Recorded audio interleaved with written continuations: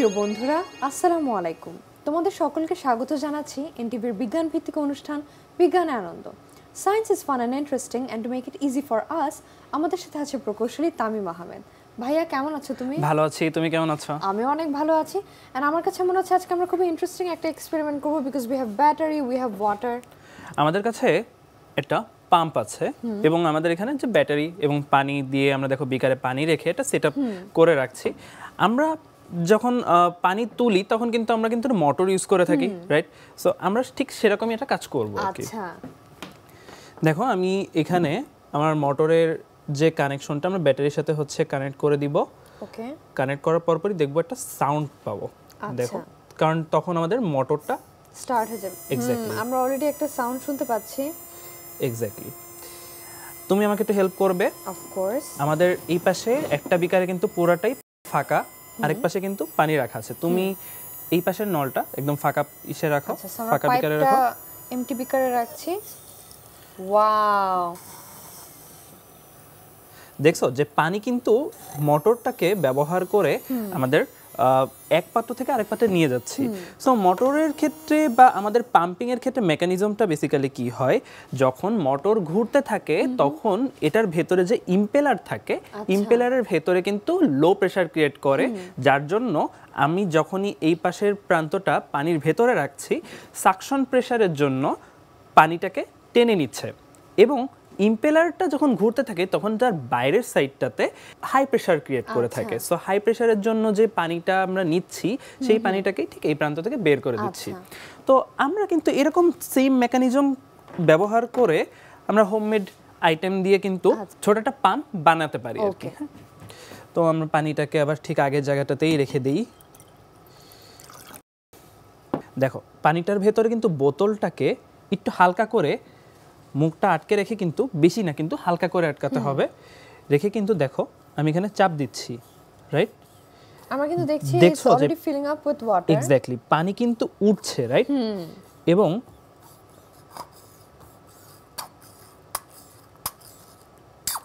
দেখো পানি কিন্তু বের হচ্ছে, রাইট? সো এক্ষেত্রে কি হচ্ছে, আমি যখনই চাপ দিচ্ছি তখন নিচের দিকে আমাদের লো প্রেসার ক্রিয়েট করছে এবং সেই লো প্রেসারের কারণে কিন্তু পানি উপরে উঠে আসছে, এক্স্যাক্টলি সাকশন প্রেসারের মতো। তো আমাদের এখানকার যে সেটআপটা বা যেটা বানানো হয়েছে সেক্ষেত্রে কি হয়েছে দেখো তো, এখানে কিন্তু আমাদের একটা টেপ ইউজ করা আছে, যেটা কিন্তু এক সাইড লাগানো এবং আরেকটা সাইড কিন্তু খোলা টাইপের। তো আমরা যদি এখানে দেখি যে যখনই আমি প্রেসার দিচ্ছিলাম তখন দেখো লো প্রেসারের জন্য কিন্তু এটা যখনই খুলে যাচ্ছিল তখন কিন্তু পানিটাকে টেনে নিচ্ছিল। আবার যখনই আমি এখানে চাপ দিয়ে ছেড়ে দিচ্ছি তখন কিন্তু আবার হাই প্রেসার ক্রিয়েট করছে। তখন হাই প্রেসারের জন্য কি হচ্ছে, ঠিক এই প্রান্তে এদিক থেকে কিন্তু পানিটাকে প্রেসারাইজ ক্রিয়েট করে নিয়েছি, ক্যাপে একটা হোল করে নিয়েছি। তো আমরা ঠিক এরকম ভাবেই এটা বানিয়ে দেখব। ওকে, আমরা বোতলের মুখটাকে খুলে নিয়ে এটাকে ছিদ্র করব। ওকে, সো ছিদ্র করার ক্ষেত্রে আমাদের একটু সাবধানতা অবলম্বন করতে হবে, যেহেতু এটা অনেক ধারালো। হ্যান্ড টুইজারের এজেসগুলো একটু শার্প হয়, so it's easy to make a hole. আমাদের বোতলের এখানে আরেকটা ছিদ্র করতে হবে, যাতে করে আমাদের যে হাই প্রেসারের সময় যেহেতু পানিটাকে বের করে দিচ্ছে, ঠিক সেটা ঘটানোর জন্য আমাদের এখানে একটা ছিদ্র করতে হবে। সো আমরা খুব সাবধানেই এখানে একটা ছিদ্র করে নিই, টুইজারটা দিয়ে খুব সাবধানেই আমাদেরকে ছিদ্র করতে হবে। আমরা একটা ছিদ্র করে নিয়েছি। ওকে, আমাদের এখন লাগবে স্কচ টেপ। স্কচ টেপটা ব্যবহার করার ক্ষেত্রে একটা জিনিস আমাদের মাথায় রাখতে হবে, যে আমরা এখানে যেরকম একটা ভালভ টাইপের তৈরি করছিলাম, যেটাতে কিন্তু আমাদের যখনই প্রেসার দিচ্ছিল তখনই কিন্তু এটা খুলে যাচ্ছিল, যার জন্য কিন্তু পানিটাকে টেনে নিতে পারছে। কিন্তু যখনই হাই প্রেসার দিচ্ছি তখন কিন্তু এটা বন্ধ হয়ে যাচ্ছে। আমরা কিছুটা সাইড ডাবল সাইডেড করে নিব, তখন কিন্তু আবার এই পাশের প্রান্তটা কিন্তু খুলে যাচ্ছে। তো আমরা ঠিক সেরকম একটা সিস্টেম আমরা এখানে তৈরি করব। সেক্ষেত্রে আমাদের যেটা করতে হবে, টেপটাকে আমরা ঠিক খুলে নিয়ে, আমাকে একটু হেল্প করতে হবে সেক্ষেত্রে। সো এটাকে একটা ভাঁজ করতে হবে। সো গ্লু প্রান্তটা কিন্তু আমরা একটা ফোল্ড করে নিব, ফোল্ডটা খুব হালকা একটা ফোল্ড হবে এবং আমরা ঠিক একটা প্রান্ত রাখবো যে প্রান্তটা আসলে কিন্তু এটা লেগে থাকবে। তো আমাদের এখানে এটাকে আমরা একটু we want to make sure it's lightweight, যাতে আমরা ভালভটা ওপেন হয় ইজিলি। এক্স্যাক্টলি। এখানে দেখো হালকা করে লাগিয়ে দিচ্ছি এবং একটা প্রান্ত আমরা এমনভাবে রাখছি যাতে করে যখন লো প্রেশার থাকবে তখন কিন্তু এটা খুলে যায়। ওকে, ঠিক আছে, আমি দেখো এখানে ফু দিলে কিন্তু এটা কিন্তু খুলে আসছে, রাইট? এরপরে আমাদের বোতলটাতেও কিন্তু ঠিক সিমিলার একটা সিস্টেম তৈরি করতে হবে এবং সেক্ষেত্রে আমরা হচ্ছে উপরের দিকে গ্লু সাইডটাকে লাগিয়ে দিব। এখানে যত যা যা দেখছি সবই কিন্তু আমাদের বাসা বাড়িতে কিন্তু অ্যাভেলেবল, সো আমাদের বন্ধুরা চাইলে কিন্তু এগুলো নিজেরা করে নিতে পারবে। দেখো আমি এখানে যে গ্লু সাইডটুকুকে ঠিক উপরে লাগিয়ে নিচ্ছি এবং এই এক্সপেরিমেন্টগুলো কিন্তু আমাদের বন্ধুদেরকে একটু আইডিয়া দিব যে বাসা বাড়িগুলোতে ওয়াটার ট্রান্সপোর্টেশন কিভাবে হয় একটা মোটর দিয়ে। Yes, exactly. আমাদের কিন্তু পুরো সিস্টেমটাই কিন্তু বানানো হয়ে গিয়েছে। এখন দেখো আমি আগে যেরকম হালকা করে মুখ লাগাচ্ছিলাম আমরা ঠিক সেম ওয়েতে আমরা হালকা করে নিব এবং আমরা একটু পানিটাকে একটু ট্রের উপর নিয়ে নিই যাতে করে পানি এক্স্যাক্টলি সাকশন সাইডটা নিচে থাকে এবং ডেলিভারি সাইডটাকে উপরে থাকে আর কি। আমরা ডেলিভারি সাইডটা ঠিক এরকম ভাবে এই দিকে ঘুরিয়ে দিই। দেখো আমরা দেখতে পাচ্ছি it's filling up with water.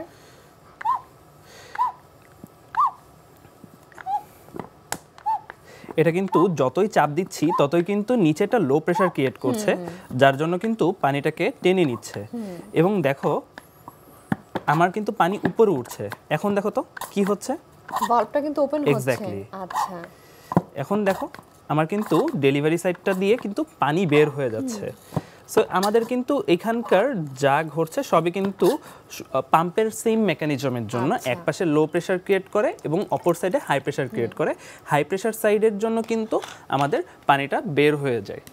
ভাইয়া মোটরের সফিস্টিকেটেড মেকানিজম তুমি এত ইজিলি আমাদেরকে দেখিয়েছো, অনেক ধন্যবাদ। ভাইয়া তুমি অনেকগুলো বেলুন নিয়ে এসেছো, আমরা কি জয়ফুল এক্সপেরিমেন্ট করব এখন? জন্মদিনের সময় আমরা কি করে থাকি, বেলুন ফুলিয়ে থাকি। তো আমরা যদি এখন দেখো তো এখানে যদি ফু দেই, ফোলাতে কিন্তু অনেক সময় লাগছে, সময় লাগছে। আমরা কিন্তু বাসা বাড়িতে কিন্তু যা আছে বা বোতল টাইপের যেগুলো থাকে আমরা কিন্তু এগুলো ব্যবহার করে কিন্তু একটা বেলুন পাম্পার বানাতে পারি। দেখো আমার কাছে কিন্তু অলরেডি একটা বানানো আছে, আমাকে একটু হেল্প করো। এখানে আমি এখানে এটাকে লাগিয়ে দিচ্ছি।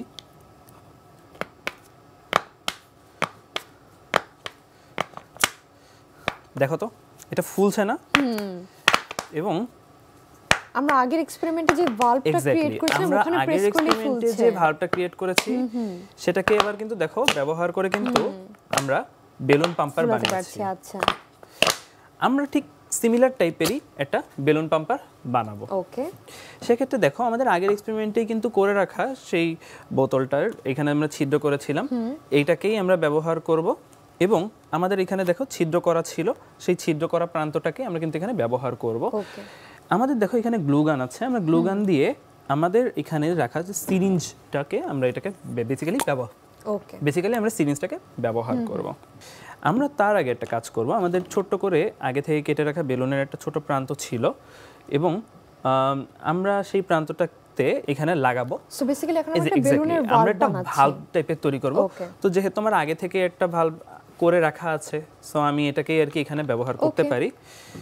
এখানে রাখা যে স্কচ টেপ বা আমরা বোথ সাইডের যে টেপগুলো আছে সেই টেপগুলোকে এখানে ব্যবহার করে আমরা এখানে এটাকে লাগিয়ে নিয়েছি।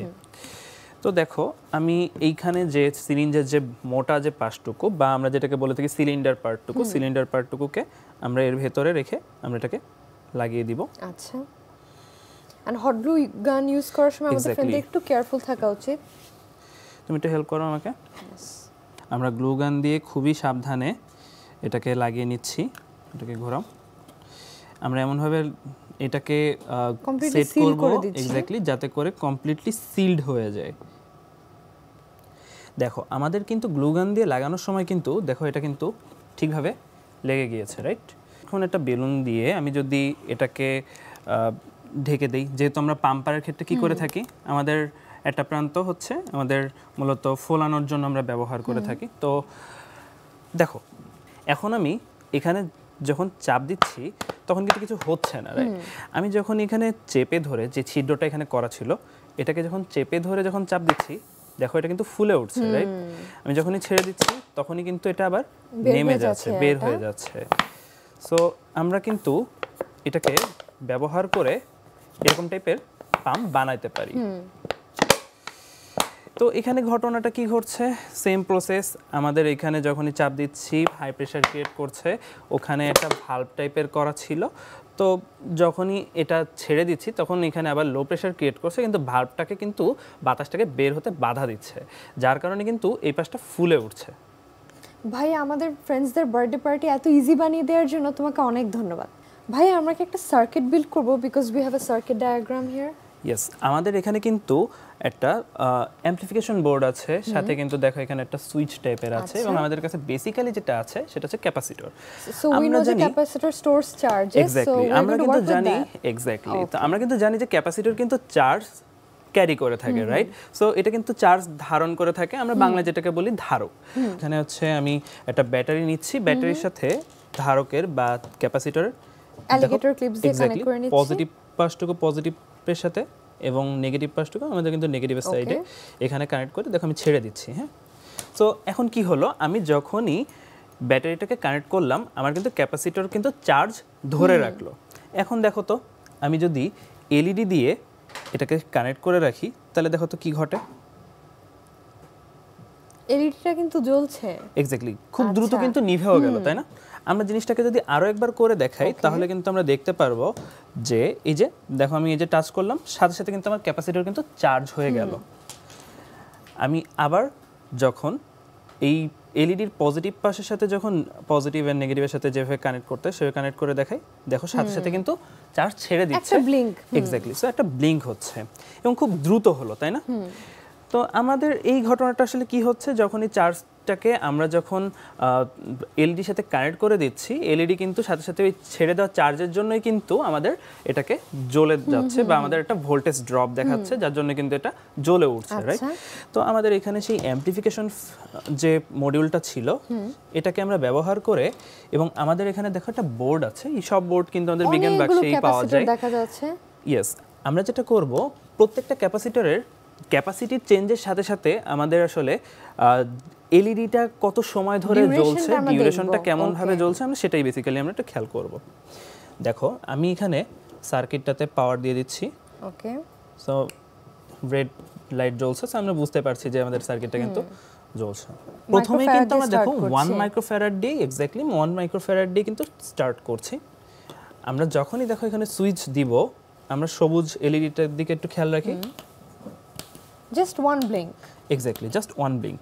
সো আমরা যখন এটাকে চাপছি বা এখানে যখনই হচ্ছে আমি পাওয়ার কানেকশনটা দিচ্ছি, সাথে সাথে কিন্তু আমাদের ক্যাপাসিটরটা চার্জ হচ্ছে এবং সাথে সাথে কিন্তু চার্জটাকে ছেড়ে দিচ্ছে, যার জন্য কিন্তু এলইডিটা কিন্তু সাথে সাথে কিন্তু নিভে যাচ্ছে, কিন্তু বেশি সময় নিচ্ছে না। এবার আমরা 2 মাইক্রোফ্যারাড দেখি, তাহলে 2 মাইক্রোফ্যারাডে যদি যাই তাহলে সেক্ষেত্রে কি হবে, তাহলে তো লাইট আরেকটু বেশিক্ষণ থাকার কথা। তো দেখি এটা হয় কিনা। দেখো তো আমাদের কিন্তু আগে থেকে একটু বেশি সময় লাগছে না? হ্যাঁ, যখনই আমরা মাইক্রোফ্যারাড বা আমাদের ক্যাপাসিটরে যখন ক্যাপাসিটি চেঞ্জ করে দিচ্ছি বা বাড়িয়ে দিচ্ছি, তখনই কিন্তু তার চার্জ ধারণ ক্ষমতা কিন্তু বেড়ে যাচ্ছে। আমি যদি ক্যাপাসিটরের ক্যাপাসিটেন্সটাকে যদি আরো বাড়িয়ে দেই, দ্যাট মিন্স আমরা 10 মাইক্রোফ্যারাডে যাই, 10 মাইক্রোফ্যারাডে গেলে এবার আমি সুইচটা চাপ দেই, ওকে, এটা কিন্তু এখন অনেকক্ষণ যাবত জ্বলে আছে, কিন্তু দেখো এটা কিন্তু আস্তে আস্তে নিভেও যাচ্ছে। ঘটনা কি হচ্ছে, আমি যখনই এখানে চাপ দিচ্ছি তখনই কিন্তু আমাদের ক্যাপাসিটরটা কিন্তু চার্জ ক্যারি করছে, এবং আমি যখনই এটা ছেড়ে দেওয়া হচ্ছে সুইচটাকে, তখনই কিন্তু ওই ধরে রাখা চার্জটা কিন্তু আস্তে আস্তে ডিসচার্জ করছে, এবং ওই ডিসচার্জিং টাইমটা বেড়ে যাচ্ছে, কারণ ক্যাপাসিটেন্স যত বেশি হবে সে কিন্তু চার্জ বেশি ক্যারি করবে, এবং যত বেশি চার্জ ক্যারি করবে তার কিন্তু বেশি সময় লাগবে।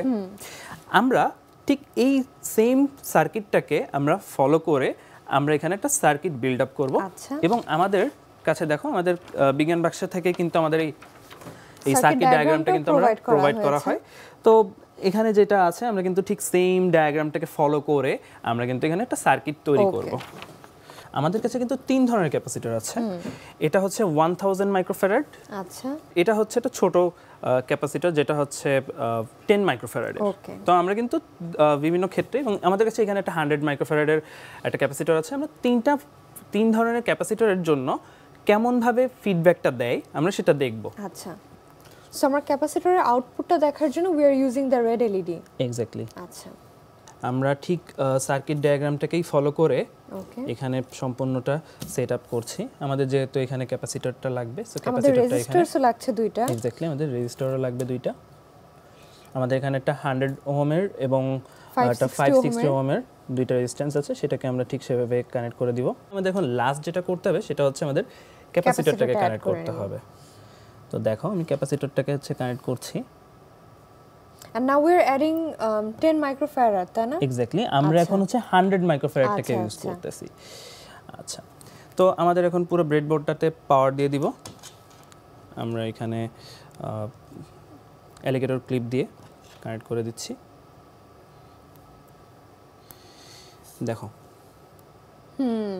আমি যখনই হচ্ছে সুইচটাকে অন করছি এবং যখনই ছেড়ে দিচ্ছি, এটা কিন্তু একটা টাইম ডিলে করছে, রাইট? দ্যাট মিনস আমাদের ক্যাপাসিটর কিন্তু চার্জড হচ্ছে এবং সাথে সাথে কিন্তু চার্জটাকে ছেড়ে দিচ্ছে, এবং এটা ডিসচার্জ টাইমিংটা ডিপেন্ড করছে আমাদের চার্জ ক্যাপাসিটির উপরে, এবং সেটা হচ্ছে আমাদের এখানে 100 ডিউরেশনটা আমরা আউটপুট লাইট থেকে বুঝে নিচ্ছি।